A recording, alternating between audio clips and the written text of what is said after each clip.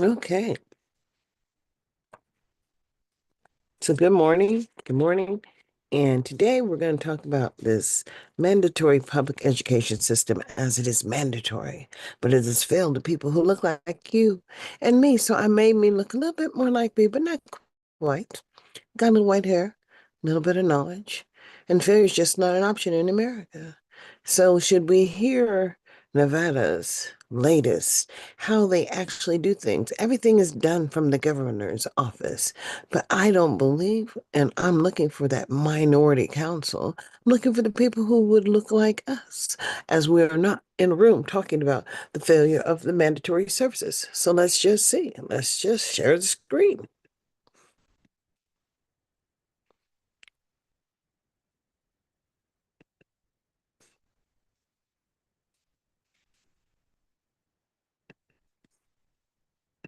subject matter experts from the Department of Business and Industry, the Cannabis Compliance Board, and the State Contractors Board, to name a few. On pages 5 and 7 of the brief, you will find an overview of relevant audits and reports, such as interim committee bulletins that summarize the work of pertinent committees and studies during the past interim, legislative audits from the LCB Audit Division, and statutory reports from various entities. The electronic version of this brief analysis also has various hyperlinks that you can use to access these audits or reports if you like to dig deeper on certain issues. Finally, if you have questions about any of the policy issues outlined in the brief or any other matters, please tell me or other staff from the research division, and we will happily assist you. They're going to assist you with the policies. Policies are not laws. And assist you with remarks, background research, speeches, get information from state agencies, and also find information about legislation in other states. And we do this in a nonpartisan, confidential manner. So please reach out to us if any of you needs any assistance. And Chair Fasina and committee members, this concludes my overview of the brief. Thank you very much. Thank you so much, Mr. Ashton. Are there any questions from the committee? Of course not. Okay, well, thank you. We really appreciate it. And we have one more presentation today that we're looking forward to, and that is from the Department of Business and Industry. So we'd like to welcome them up. Director Sanchez, feel free to introduce yourself and your co-presenters, and please begin whenever you're ready. Thank you, Chair. Chris Sanchez, for the record, Director of Department of Business and Industry. I'm here with Marcel and Perry, our deputy directors here at the agency, as well as Nikki, who will be joining us here to talk about some of the board reform that we are doing. It's good to see all of you, and it's a special privilege to be up first as you start this session. We'll dive right in, and just a note, our slides are quite lengthy. We know we have about 20 minutes, so we wanted to provide a lot of background and material for all of you. So we'll just hit the highlights, and all of our administrators from our 12 divisions are available. They are here and in the down south. And if there's any specific questions, they will be able to come up to the mic here and answer those. As mentioned, we are a department comprised of 12 independent regulatory agencies. We have about 61 boards and commissions, 37 occupational boards, which migrated over to business and industry with the passage of SB 431 in the 23 session. We have about 773 staff at business and industry. Offices located throughout the state, and we issue licenses and permits to just under 603,000 Nevadans. If you look at our consumer affairs unit, the number of inquiries that we receive at business and industry, it's safe to say that we touch about almost 1 million Nevadans annually. And so if you're looking at households, almost every household is impacted by what we do at business and industry. Our department priorities coming in, I'm still learning. I've been on the job at business and industry for about a year. It's a very complex agency. There's a lot that the agency does. I'm fortunate to have an amazing team of administrators that really know their subjects well and competent staff. So we were blessed with that. One of the things that I'm working on that you'll hear more about as the session progresses is investing in business and industry to what I call right-size the agency. We are an agency, as I mentioned, with 775 employees, but we do not have any HR, for instance. And so although not the focus of this specific briefing, one of the things that I'm looking at is breaking down internal silos, breaking down barriers to better efficiency, getting the agency dialed in so that it can be as efficient and responsive to our constituents as possible. And so you'll hear more about that. And that really kind of dovetails nicely with what we are responsible for in the director's office, which is the back-end administrative functions for those 12 independent agencies. As you probably have heard, and we have provided some information on the boards and commissions restructuring. That is a major initiative that we are undertaking, and we spent the better part of the last 8 months doing a deep dive into boards and commissions, occupational licensing, Title 54 boards, and advisory boards in the state. And we're happy to answer any questions about that. But quite a nuanced proposal. But the idea is to get to better accountability, better efficiency, and ultimately, over time, over the next biennium, reduce licensing fees for all of our constituents in Nevada. I'm on slide 5, just so anybody following along. But we basically have 4 functions at the department. They fall into these 4 categories is the best way to think about it.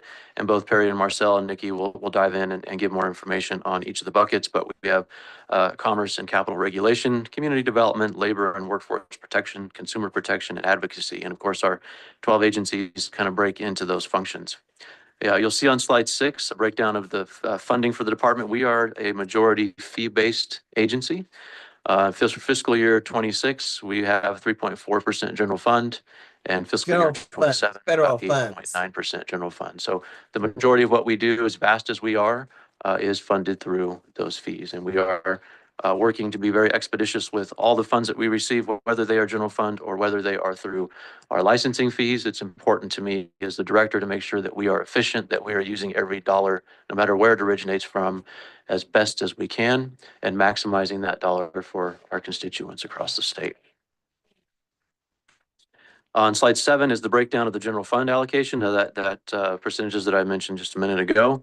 You'll see the director's Department of Business and Industry, which essentially is the director's office functions that we provide, as I mentioned, in the administrative capacity that works through our cost allocation. We cost allocate the expenses for the director's office and the services we provide to the various regulatory agencies.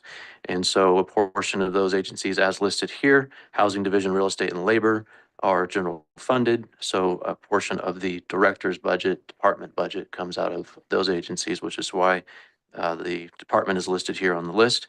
Boards and commissions, there's 2 positions reflected here on this chart. The first one is $344,000 in FY26. You'll see that FY27 is zeroed out. That is based on an assumption that a version of SB 78 will make it through this legislative session. Right now, Nikki Haig, who is our division director of Boards, Commissions, Council and Standards, she is general funded, but we fully intend to move her salary over to the funds that we will cost allocate from the boards and commissions that we are pursuing in SB 78. We have the Housing Division, Real Estate and Labor, as I mentioned, which are also general fund agencies. For this committee, one of the bills that you will see come before you relates to our mortgage lending division, and that's SB 444. Not going to spend too much time going into that. We do have our folks here from the mortgage lending division, and we can talk about that as we go through the briefing. Just to get into a little more detail about the director's office on slide 9. As I mentioned, we provide centralized administrative functions, regulatory review, fiscal and budget administration, assessments, payroll, human resources, and IT. Much of what I'm proposing and our enhancements for this session is to consolidate many of those functions, reduce silos, and be able to look whole agency as opposed to individual departments so that we can get to better efficiency and better outcomes. We are a resource for small businesses across Nevada, and Marcel will share more about what we do with support of small businesses. We are consumer protection, business registration and enforcement, and deceptive trade practices is an area that we focus on through our consumer affairs division. Folks will call in and unfortunately, they may have an issue with a service that they sought and need help. And so we have a team of case managers that will find out what happened and will work with that constituent to find the appropriate remedy. And that may be through the courts, it may be through a different adjudication process, whatever the process may be to help that constituent. We have a team of individuals that will open those cases and do that. And we have an ombudsman for minority affairs, and that individual is out in the community 90% of her time, making sure that we are very closely paying attention to what's going on in all of our communities, and that that information comes back and is shared with our agency and our regulatory agencies. On slide number 10, we have the Director's Office oversees the New Market Jobs Act. The best way to think about this is that insurance companies receive a tax credit for their Nevada insurance premium tax. Those funds, then the insurance industry can invest in a CDE, which is a community development entity. The community development entity then can help small businesses that are in our most at-risk communities across the state by getting them better favorable loan terms so that they can invest and grow their businesses. To date, since 2013, when the program was founded, we have helped 60 businesses set up shop and hire individuals in our most at-risk communities across the state. This program is functioning well, and we have our experts here as well for questions if there are any on that program. The other one that we administer through the Director's Office is the Industrial Revenue Development Bonds. These bonds are tied into our economic development strategy for the state. The idea is that we are intending to use them for industrial facilities, research and development facilities, commercial and civic and cultural enterprises, accredited education institutions, and healthcare facilities. The largest project that you're probably familiar with is Brightline, which was the last one that was funded for about 625 million in bond capacity. That project is doing well. As you know, they had their groundbreaking late last year. They are working with their contractors, and the project is moving. So stay tuned. You'll see more activity in Southern Nevada around that project. California's portion of bonds was about 1.2 billion. And again, Nevada's was about 625 million. And moving on to slide 12, I'd like to turn it over to Marcel Schur, our Deputy Director for Business and Industry. Madam Chair, Senators, for the record, my name is Marcel Scherer.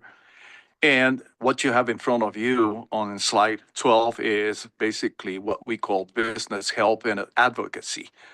So we connect, educate, innovate, and provide resources through the Nevada Business Resource Hub. The hub is a convenient one-stop place to access information, resources, and tools that can help business owners and entrepreneurs. It contains the roadmap, and that's what the visual that you see over there. And this ecosystem chart is a way in which provides a high-level view orientation of doing business in Nevada. It highlights federal, state, local government resources, and of course, our DEAR roadmap, which is a guide to starting and growing a business in Nevada with over 400 links. So when it comes to business development, anything and everything related to starting a business is there, and we strive again to be that source of information through this hub. Next on the slide is what we call consumer help, consumer and minority help advocacy. And we do that through, as the director has mentioned, the Nevada Consumer Affairs, which focuses on deceptive practices and fraud. As you can see there on your left, we have recovered over $1 million for consumers in 2024. And there was a total of 3,500 complaints coming through that office. We also have the Ombudsman of Consumer Affairs for Minorities. Marianne Hickerson is out there in the community and, of course, providing education, outreach, and service programs. She hosts a radio show every week and is actively involved, as you can see there, through the numbers in the community. And lastly, under this umbrella of consumer help, we have the Minority Affairs, or the Nevada Commission on Minority Affairs, and that provides a voice to minority communities throughout the state.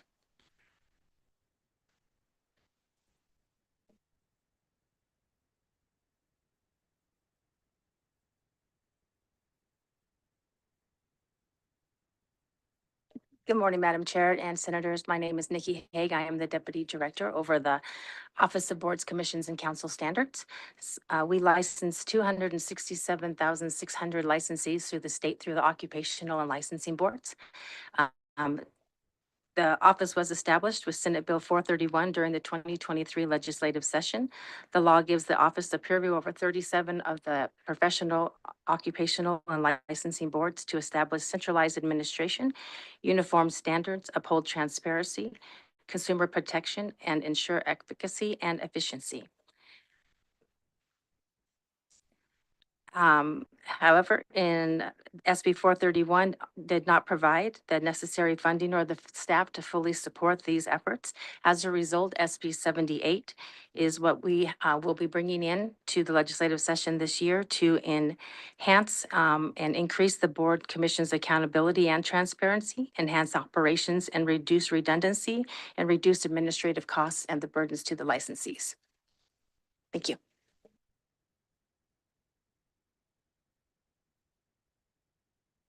Good morning. My name is Perry Fagan, and I am the Deputy Director with Business and Industry here in the Northern Nevada area. And I would like to take you through some of the divisions within our department. We'll start this morning with the Division of Industrial Relations. Industrial Relations is the division that assists with workplace safety and worker protections in the state of Nevada throughout. We have several sections within the division that work in these capacities. Mechanical compliance, which regulates all of the elevators throughout the state, escalators, boilers, pressure vessels, mine safety training, which is out operating in the mining communities, educating miners throughout the state and as well as throughout the country, and sometimes on occasion throughout the world, where they will check into our training and be trained throughout the world as well. And in many cases, we also go out and we look at all the mines throughout the state, try to accomplish that in a year if we can. And we have OSHA, which conducts targeted inspections on workplaces throughout the state as well to make sure that they enforce safety standards. And they also go out on things like accidents and unfortunately at times on fatalities as well within the workplace and the work communities as well. SCATS, which is our safety consultation and training section, operates free services to the entire state and businesses that wish to come in and get training with regard to safety, putting together safety programs for your offices and your businesses throughout the state. They offer these services free of charge. They do great work. I've referred them many times to people throughout the state and businesses that I know and people that talk to me. They do a fantastic job, as well as offering training on OSHA 10, OSHA 30. And then we also have workers' compensation section, which is where people are able to make their claims for workers' compensation. And then we are able to review those and make sure that the insurance companies are hopefully moving forward as they need to be doing. Licensing and permits, which is something that we've talked about a lot about, the 600,000 plus that we do. The licensing and permits for this particular industry, while they are not huge, they do take care of the mechanical side of things, from licensing and permitting the elevator operators and making sure that the objects are properly licensed there, as well as the people that are out doing the work and inspecting on those. And then also photovoltaic, which is your solar installers, and asbestos removal as well. So very important to kind of understand some of the things that are going on there.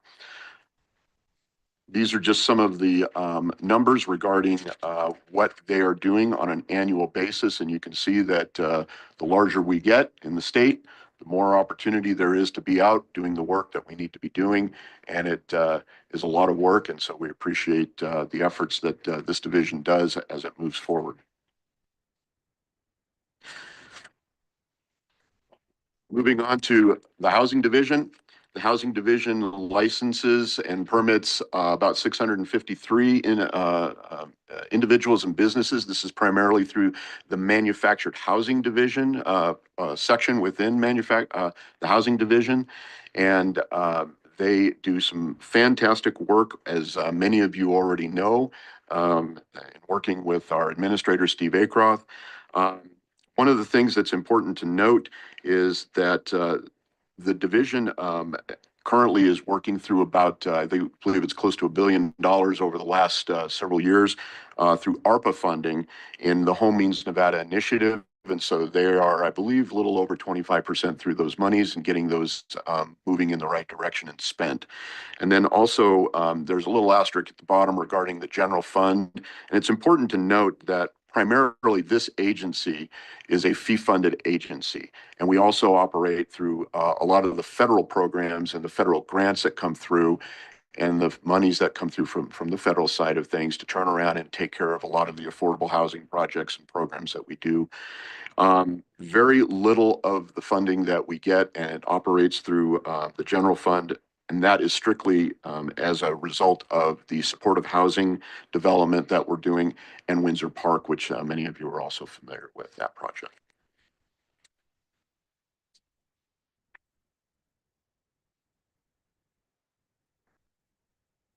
Marcel Scherer for the record. Then we get into the Taxi Cab Authority, which happens to be in Clark County and is the regulatory agency charged with oversight of the taxi industry to ensure the safety, welfare, and convenience of the public. As you can see, the key functions are driving permitting, vehicle inspection, enforcement routine. And the challenges, basically, you can see on the right of your page, is basically the chart that represents some of the challenges. The annual number of rides have gone flat, and the future represents a lot of competition for ride volumes, which will impact agency revenue. The next slide is the Nevada Transportation Authority. The NTA, what we call, regulates the transportation industry, which includes charter buses, limos, movers, tow cars, tour buses, non-emergency medical transportation, employer van pools, airport, transfer services, special services, warehouse permits, transportation network company, the TNC, and autonomous vehicles statewide, as well as the taxis outside Clark County. As you can see also, current activities includes, permits, applications, administrative and enforcement hearings, inspections of existing carriers, and enforcement of Nevada laws. The challenges, of course, again, three of them: outdated, inadequate technology. We also have incidents of illegal transportation operators and the significant regulatory gap in rural areas in Nevada. Thank you. Perry Fagan again for the record. Moving on to the Division of Insurance. The Division of Insurance licenses over 265,000 companies and individuals, domestic carriers throughout the state of Nevada. And the insurance division protects our consumers and ensures solvency with these companies. And it regulates a $25 billion insurance industry for the state. There are certainly a lot of challenges, as we all know, with regard to insurance, with regard to auto insurance, rates increasing, wildfires, et cetera. And we look forward to working with the entire legislature over this session to try to address some of those issues and see where we can go with that. They also, it's important to note too that there's about $600 million plus in insurance tax, premium tax that comes into the general fund as a result of the work that the division does. Moving on to the mortgage lending division. Mortgage lending licenses companies and individuals that do mortgage lending work, as well as escrow companies. As you can see, the breakout in the numbers of licenses there, the majority of that is through mortgage loan originators throughout the state, and some of those that work out of the state from the standpoint of doing work and have the ability to work through other companies, larger companies. But the mortgage lending division has seen some right sizing with regard to those numbers over the last few years as a result of coming out of COVID and moving on with the industry. They are doing a fabulous job over there, and mortgage lending is kind of near and dear to my heart. As prior to what I used to do in the private sector before. But some of the challenges that they are looking at are some of the tech-driven things and the data security cyber attacks and many of the potential federal policy changes that are coming down. As a result of that, you will be seeing before you SB 44, which is going to be dealing with taking the federal regulations and allowing the state to have the authority to work through those federal regulations and assist in the data security issues and some of those concerns that we're starting to see that are arising throughout the entire U.S. right now. Moving on to the Financial Institutions Division. Financial institutions licenses Nevada institutions to sustain a safe, sound, and compliant financial environment. They license just under 2,000 businesses. These are depository, non-depository, and fiduciary licensees. They do annual examinations on many of these companies, and they provide investigative services to make sure that possible violations are being dealt with and where they can take disciplinary action. In the current biennium, as you can see here, they've had 418 complaints with 196 investigations. This is an extremely complicated work that they do, and it's important to note here that the staff that works within these folks, the financial examiners, this is something that takes years to train for. It's not an easy process. It's not something that can be done quickly. And so there's a lot of training that goes into this, and it's certainly an issue for us from the standpoint of hiring and retention, because they are definitely being swiped up just as soon as we can get them trained and moving on. Chris Sanchez, for the record, I just wanted to kind of build on that. One of the things you'll see is an enhancement in our budget for staff in this area, specifically as it pertains to new technology, crypto, blockchain, and AI. As a regulator, we need to make sure that we're current with where the industry is going, and we have to build capacity within the agency. And we do not have folks that have an expertise in those areas. And so we're intending to robust up, if you will, that staff to be able to address those areas when they go out and do their auditing. The job title for the individual with that background does not exist in state service. So we've kind of put it under an IT umbrella because it's looking at issues that are kind of in the orbit of IT. But the intent there is to have specialists in these new and emerging technologies and their application in the financial services industry. Thank you. Perry Fagan again for the record. Moving on to the Office of Labor Commissioner. Office of Labor Commissioner licenses and permits 346 different companies.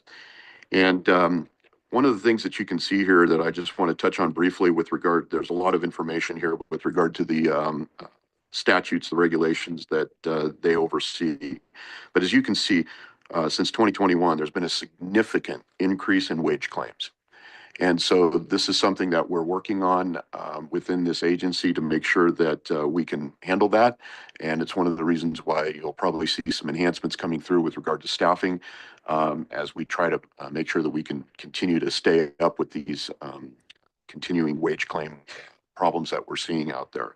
Also, too, another item on here that some of you are probably familiar with in this committee is the apprenticeship reporting, AUA.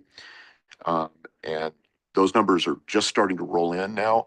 And so hopefully we'll be able to see some of those moving forward for you, as I know some of you are very interested in what that's going to be looking like. But that's something that's been new and it's starting to come in now. So thank you for that. All right, moving on to the real estate division. Another division near and dear to my heart. Licensing right now, close to 41,000 companies and brokers and individuals. This is licensing through property managers and timeshares and real estate agents and brokers. As you probably know, this is a very large community within our state, and they regulate this community as well as license them. And then also too, they have the Ombudsman's Office for Common Interest Communities, HOAs. That's a massive undertaking as well, with registered associations up over 3,500 and total units over 600,000. And so this is a very complicated division with lots of different things that we need to work through. So, you know, this is a general funded agency throughout most of it. And we appreciate being able to talk about that. And they also deal with a lot of the educational aspects of this in making sure that these folks are properly educated, that they're compliant with within the realm of the real estate world. Chris Sanchez for the record. Next, we have the Government Employee Management Relations Board.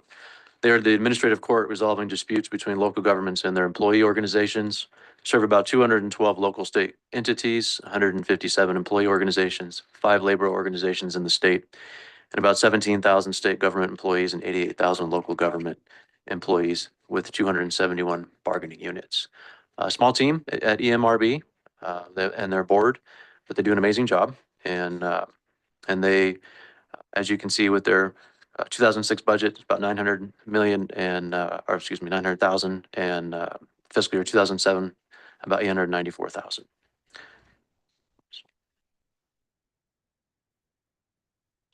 Madam Chair, Senators, Marcel Sheriff for the record, and last but not least is the Nevada Attorney for Injured Workers. They represent injured workers claiming rights under the Nevada Industrial Insurance Act. The services that they provide are at no cost. They represent the claimant on appeals. The agency also provides procedural advice and general information about the workers' compensation system to the public. And the current activities that you can see, they represented or injured workers in over 937 cases during the fiscal year 24. And also information calls from the public are over 1,300 phone calls. So thank you. Chris Sanchez for the record. That concludes our presentation. I'm happy to answer any questions. And like I mentioned at the beginning, we have all our administrators here as well. So thank you. Thank you so much. Do we have any questions from the committee? I have okay. Assistant Majority Leader? My question was, you mentioned about new staff and AI and tech and stuff. Is that going to come out of your existing budget, or are you asking for more funds? Chris Sanchez for the record. We're asking for additional funding for those positions. And do you know what that would be?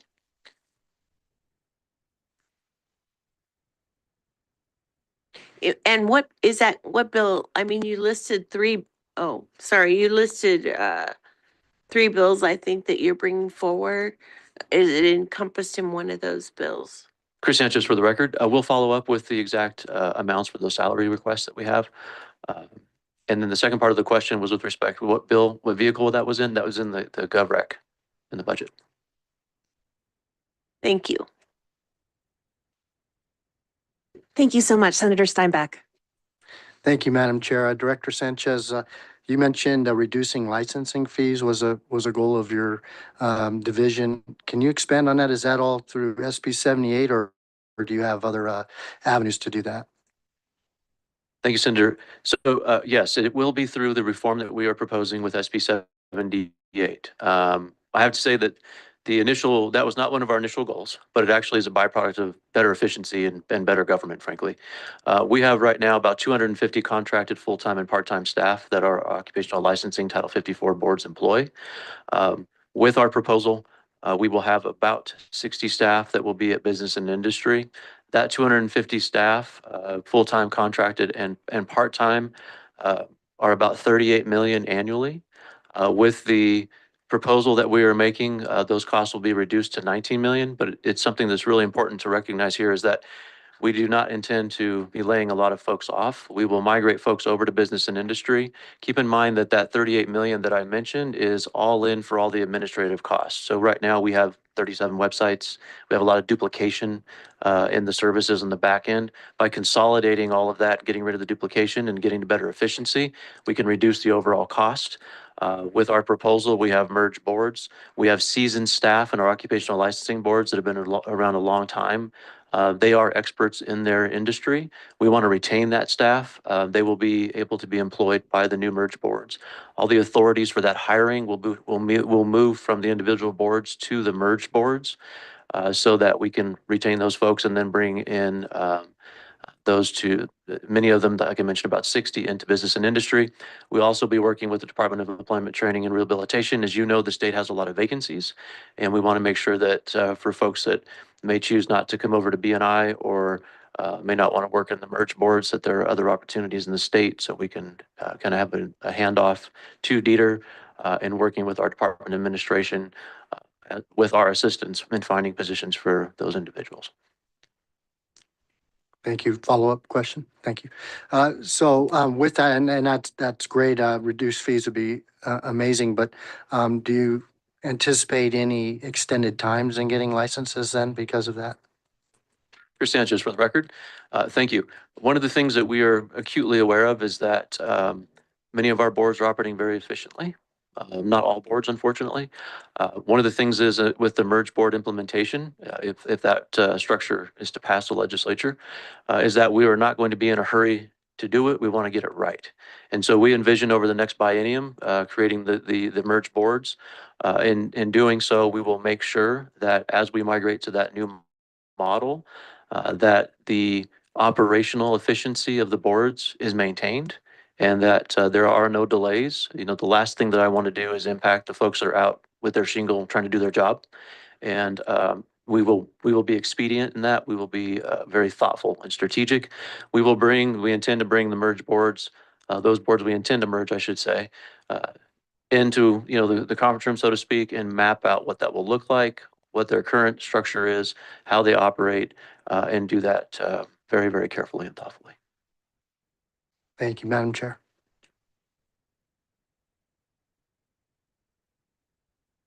Okay, Assistant Majority Leader. Thanks. I just want to follow up because you mentioned that you are going to be saving some money because of your reorganization. And is this on? And I'm just wondering what are you going to use that savings on? Chris Sanchez for the record. So the savings are actually to the licensees. They're not to the state. These are funds right now that exist outside of the state funding, state system. We intend to cost allocate the cost of the administrative functions to the various boards. So right now we have 37 occupational boards. The new framework that we have created will take us down to 17. We are not eliminating licenses though. We are just simply eliminating boards and bringing them into a merge framework. They will still have the authority to collect those funds. Those funds will reside with those merged boards. They will not come into the Department of Business and Industry. We are essentially charging a fee for our services is what we are doing. Just like we do with our 12 regulatory agencies, this framework is not new. This is something we've been doing since 1993 with the creation of the Department of Business and Industry, the Department of Administration, our Governor's Finance Office. Everybody's very familiar with this framework. It will be new for the boards. We do understand that. So the cost savings over time, what we envision over the biennium is that once we get this fully operational and stood up, instead of building large surpluses in those merged boards, ideally we would be able to reduce licensing fees as we get operational. Okay, thank you. And I just have one more question. So about the merged boards, are you prepared to give us, I'd like to see the merged boards. Chris Sanchez for the record. Yes, so we have a pretty extensive policy paper. We'll make sure that you receive that. It outlines the merge boards that we are proposing. It also outlines historic references to kind of how we're looking at boards and why we're pursuing this at this time in Nevada's history. And we also highlight the states that we've looked at. In each case in the merge boards, we're not the first state to venture into this, these merge boards in this framework. There are many states that have already done this. We have talked to dozens of states. We've sought to understand what's worked well, what hasn't. Referencing my earlier statement, you know, we want to do this very, very thoughtfully. To be frank, I don't want to break anything. I just want to enhance it, make it work better. But certainly we'll provide you with that policy paper that outlines those boards mergers. And I'm available, my team's available for any questions that you may have. Because this is the first time literally since 1976 that we have talked about board reform and any strategic real effort in the state. And so we know that there's lots of questions. So thank you. Thank you so much. And we've been discussing SB 78 a great deal. And for those of you on the committee who are interested, and I believe we have the chair and members of government affairs sitting on this committee that has been referred to government affairs. So for those of you interested, I'd advise you to definitely watch those hearings and to request that policy paper. I did have one question. It was mentioned earlier that some of the funding comes in from the federal government, and I was curious if some of those grants might be affected by the current administration. Perry Fagan for the record. Thank you, Senator Pacina, Chair. Um, the majority, we have several divisions that might be affected by that, the majority of which I believe is with the housing division. Steve Acroft, phone a friend. Do you want to come up and talk about that a little bit?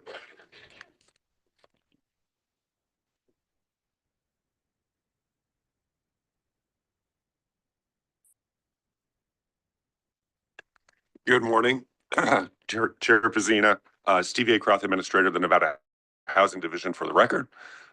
We do receive federal funding, specifically home funds, housing trust funds, and emergency solutions grants. Those are our annual allocations from the federal government. At this point, we do not anticipate those disappearing, but it's still up in the air. So we're not 100% sure. Those are just for context.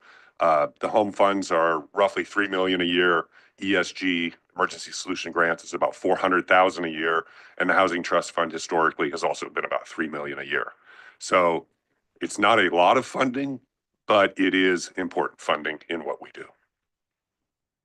Thank you so much. I was just curious because not as much comes from the general fund, and granted it is fee-based for a lot of the funding that comes in, but how money might be made up from federal funds if they do disappear. So please keep us updated if there are any changes to that, and thank you very much. Do we have any other questions from the committee? Assistant Majority Leader and then Senator Steinbeck afterwards. Thank you. I'm just wondering if you have a contingency plan in case those monies disappear. Steve Acroft for the record. At this point, no, to be very candid with you. We are working with the National Council of State Housing Finance Agencies and working with other states collaboratively, if you will.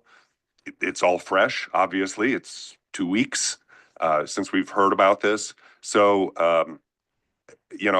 as folks develop programs, as other states deal with this, as we see it on a federal level, we will be able to hopefully come up with some contingency plans to do that. But at this point, no, we don't. Great, thank you. And those are things that we're very concerned about. And as Senator Pazina said, we look forward to you keeping us updated on that. Thank you so much, Senator Steinbeck. Thank you, Madam Chair. Senator Steinbeck, for the record, Deputy Director Fagan, he mentioned that you've expended 25% of ARPA funding.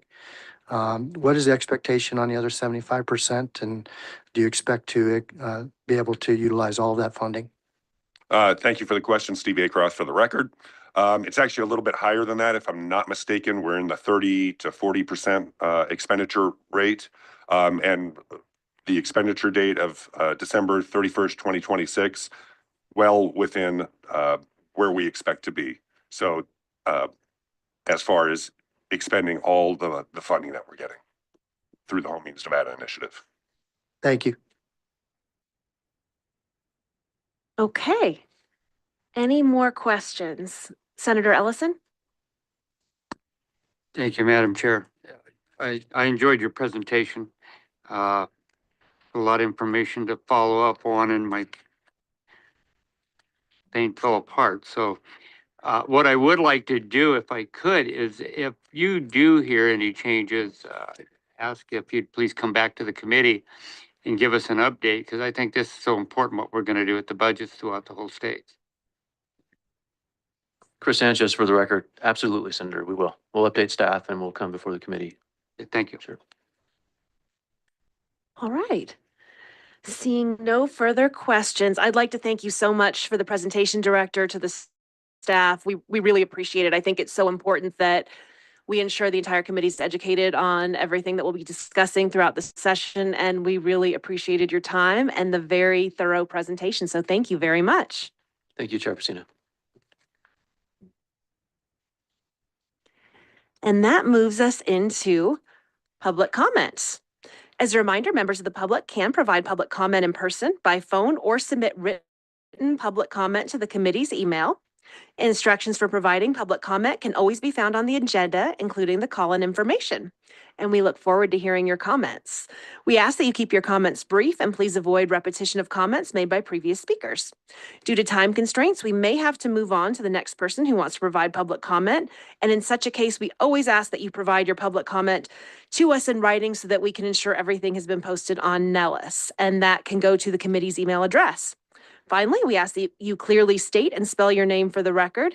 And right now, we'll go ahead and begin with public comment for those in our physical locations. So let's start in Carson City. Please join us at the table if you'd like to make public comment. I don't see anyone running to the front. So I'm going to look to our meeting room in Las Vegas and see if anyone in Las Vegas would like to make public comment. Doesn't look like we're very popular on the public comment front today in person, but let's see if we fare better over the phones. Broadcast, do we have anyone on the phones? Thank you, Chair. Your public line is open and working, but you have no callers at this time. And our record remains intact. We remain unpopular with public comment today. With that, we will close public comments. Are there any further comments from members of the committee before we adjourn? Okay, seeing nothing. This concludes our meeting, and we will meet again on Friday, February the 7th at 8 a.m. Thank you so much, everyone.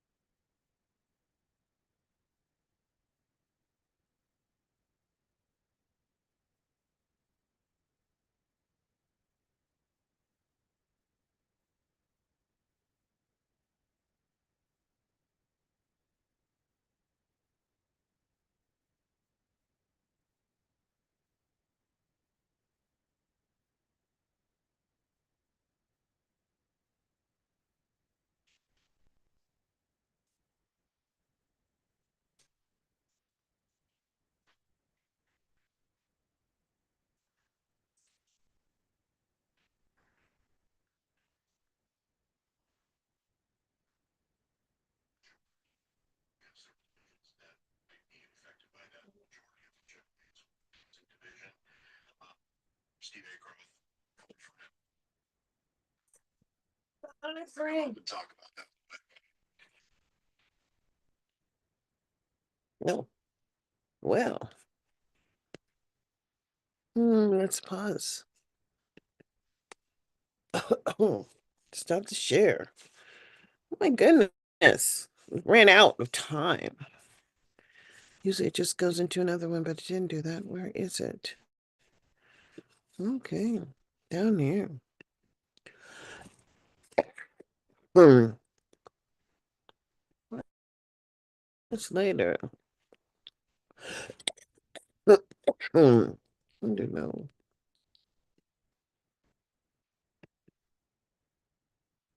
Know what that is.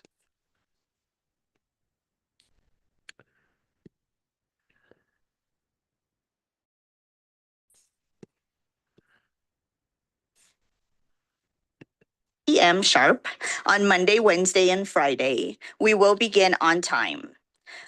Agenda may be taken in a different order than listed. 2 or more agenda items may be combined for consideration. An item may be removed from the agenda at any time. Members of the public may provide testimony in various ways, of which are listed on the agenda. The chair or member of the committee may request testifiers to submit documentation supporting their testimony. When testifying, please make sure to turn the microphones on to speak and off to listen. We have listeners and viewers in Las Vegas and online. We are recording this meeting, so it will be available on the legislature's website. If you have handouts for the committee, please provide 20 copies to the committee secretary prior to your testimony. In addition, exhibits and amendments may be submitted electronically as a PDF file to our committee manager no later than noon, the business day before the meeting. Committee information is available on Nellis, which can be accessed through the legislature's website. You may also watch our meetings through Nellis or the legislature's YouTube channel. We ask that public comments be kept for 2 minutes so that everyone interested in speaking can be accommodated. And this also ensures that we can get through our agenda in a timely manner. Public comment may also be submitted in writing, either in addition to testifying or in lieu of. Written public comment may be submitted before, during, or up to 24 hours after the meeting adjournment. I expect courtesy and respect in our interactions, even if we may not agree. Lastly, please turn off all your electronics or silence them, especially your cell phones. And with that, we will start with our first agenda item. I would like to take a few minutes to introduce members of the committee and committee staff. Members, when you are introducing yourself, if you could please include the district that you represent, when you were first elected, and how many times you have served as a member of the Commerce and Labor Committee. And with that, let's start with Vice Chair Howdigi. Thank you so much, Madam Chair. Good afternoon, everyone. I'm Assemblywoman Sandra Howdigi. I represent Assembly District 41. I was first elected in 2016, and I have served on Commerce and Labor every single session that I've been elected. I am the most senior member on this committee, and it is it is one of my favorite committees as I look at my other chair. But I have had the privilege of vice chairing this twice now and chairing it one time, and I'm very happy to be here for all the good work we will do. Speaker. Good afternoon. Thank you, Chair. Hello, everyone. I'm Steve Yeager. I represent Assembly District 9, which is in Southwest Las Vegas. So if you know where Bishop Gorman is, that's kind of the heart. The new Bishop Gorman is the heart of my district. I started serving on this committee in 2019, so I was not on it my first session, but I served on it in 2019 and last session, I don't know, 3 or 4 sessions now. It's hard to remember. But I do like this committee because we have the largest, most complicated bills, looking at the Division of Insurance in particular this session with a very, very large bill. So it's a lot of reading, but it's an honor to be back on this committee. I think we do a lot of really good work and honored to serve under your leadership, Chair. Thank you. Assembly Member Monroe Moreno. Thank you, Madam Chair, and please forgive my tardiness. I am Assemblywoman Danielle Monroe Moreno. I represent Assembly District 1, which is primarily in the city of North Las Vegas with a small section of the city of Las Vegas. I was originally elected in 2016. I came to the legislature with the majority leader and the speaker. So we're kind of the old people in the building. Um, This is, oh, and Brittany. Oh, that's right. And Assemblywoman Miller. Yeah, the four of us. This is my second session on commerce and labor. And I love serving under your leadership and look forward to the amazing things we're going to do this session. Thank you for that. Next, we will go to Assemblymember Miller. Thank you, Chair. I am Brittany Miller and I represent Assembly District 5, also down in the southwest area of Las Vegas. It encompasses the lakes and parts of Summerlin. This is, as you know, I guess we're going for the five timers here. So this is my fifth term in the legislature. And I remember when I first came. Okay. Now we can stop the share because when things start happening where you can't see what's actually happening, then other people are interfering. And maybe they don't understand that I understand what interference looks like.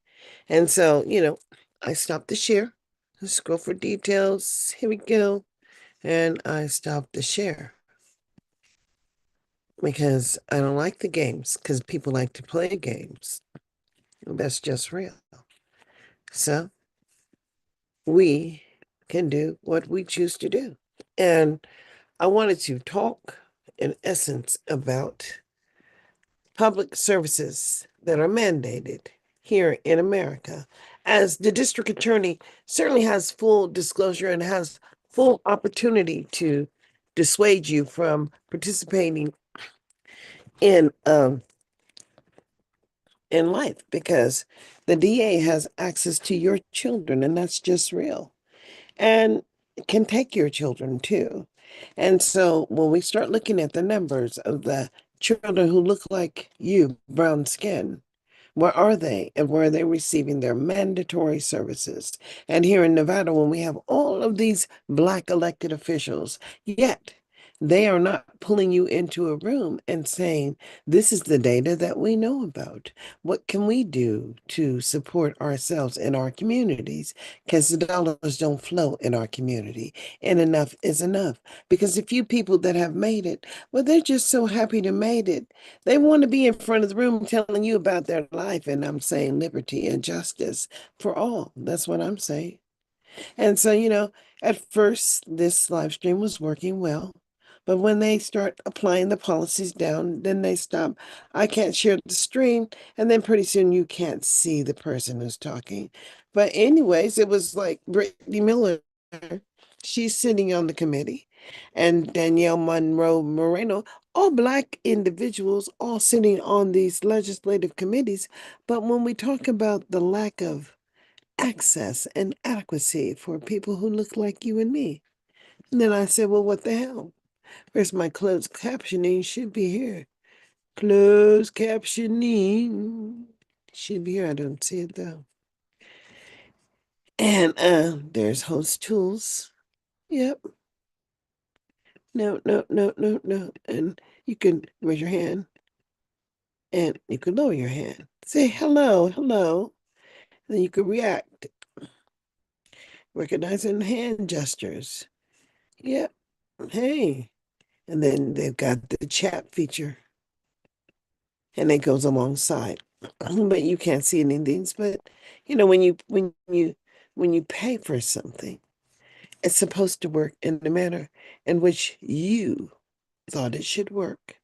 And that's just real. I'm the only one in here. And therefore, and then this thing has but I can't see any of the apps. That's real. Here we are. There they are. They're all loading up. Says get essential apps.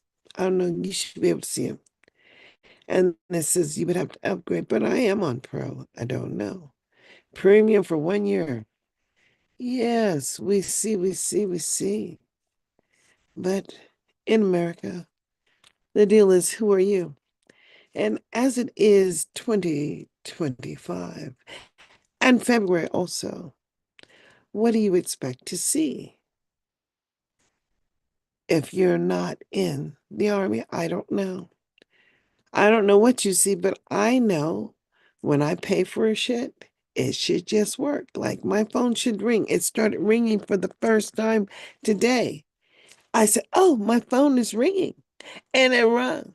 And I said, it hadn't rung. It just was stopping ringing. My computer would ring, but now my computer doesn't ring. And that's just real. It happens the way it happens. And what can I say? In America, you're only you until you're not you. So therefore, I say, come on and Zoom. Come on and Zoom. Come on and Zoom, Zoom. Come on and Zooma, Zooma, Zooma, Zoom. I mean, because Zoom was a real program for children to come together. And as, you know, our children have come together, apparently we have not. So therefore, it is life, liberty, and the pursuit of. But who are you in 2025? And where are we since 1964? Well, we'll have those conversations because the Donald should know we're not going back.